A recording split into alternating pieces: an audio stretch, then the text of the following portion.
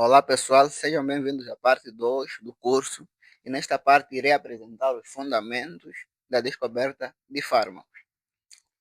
E iremos começar apresentando o modelo tradicional, que é o modelo que apresenta como era feito. Ainda tem algumas indústrias, mas eu acredito que a maioria já está a abandonar esse modelo e adotar as técnicas que são utilizadas, que são as técnicas mais modernas, porém, o modelo tradicional de descoberta de fármacos era um modelo demorado, em poderiam levar de 10 a 15 anos, e de 100 mil compostos selecionados, apenas um ou dois poderiam ser aprovados na etapa final, que é a fase 4.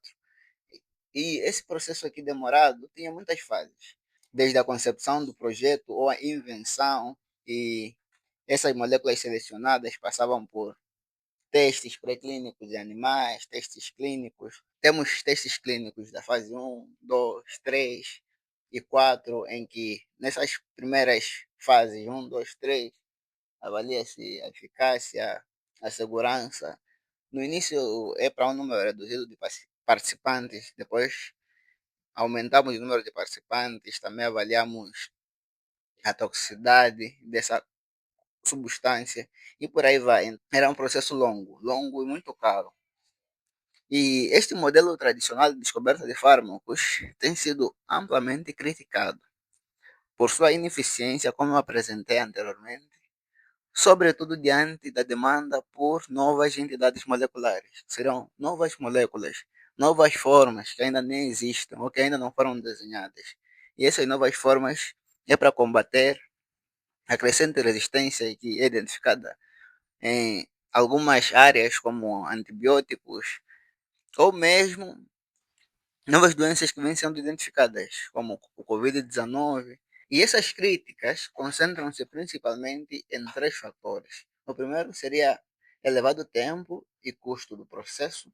O segundo seria a baixa taxa de sucesso, tendo estudos que apontam que esse modelo tradicional tem uma taxa de sucesso abaixo de 4%. E o terceiro seria dificuldades persistentes de caracterização molecular.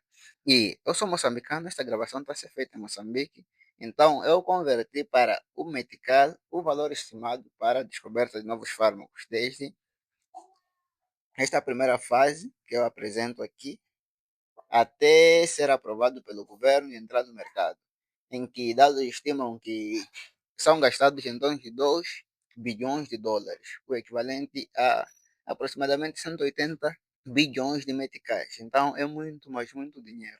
E iremos falar agora das estratégias de descoberta de fármacos que existem. A primeira estratégia seria ao acaso.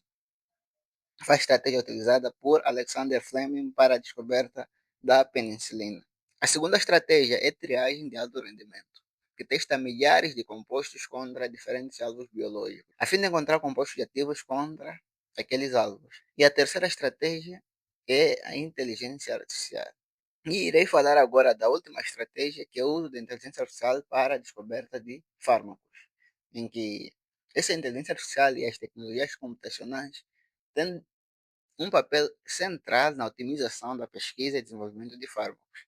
Elas permitem acelerar esse processo, garantindo a chegada de novos medicamentos ao mercado. E tem um termo que é utilizado neste campo, que é CAD, que é Computer Aided Drug Design. Então, seria descoberta de fármacos assistida por computador. Destaca-se por reduzir o tempo das fases iniciais da descoberta de fármaco, aquelas fases que eu mostrei anteriormente, utilizando abordagens baseadas em estrutura e ligante para projetar compostos com melhores propriedades. Essas propriedades podem ser propriedades físico-químicas, farmacocinéticas e menor risco de falhas.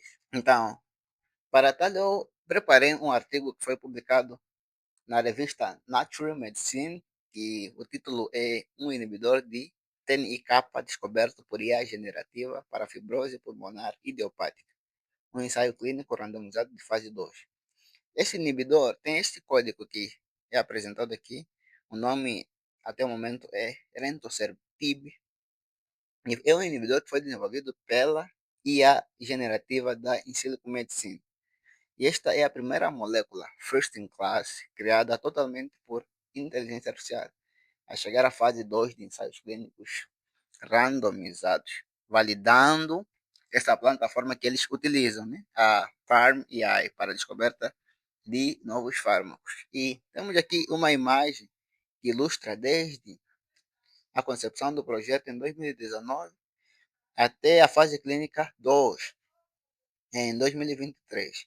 E aqui apresenta que ela passou por todas, mas todas etapas, todos os testes que foram realizados, essa molécula passou. Ela já passou por testes in vitro, já passou por testes em vivo e já está na fase clínica. Então, isso em menos de 4 anos. Então, isso demonstra o poder dessas ferramentas de inteligência artificial para a descoberta de novos fármacos.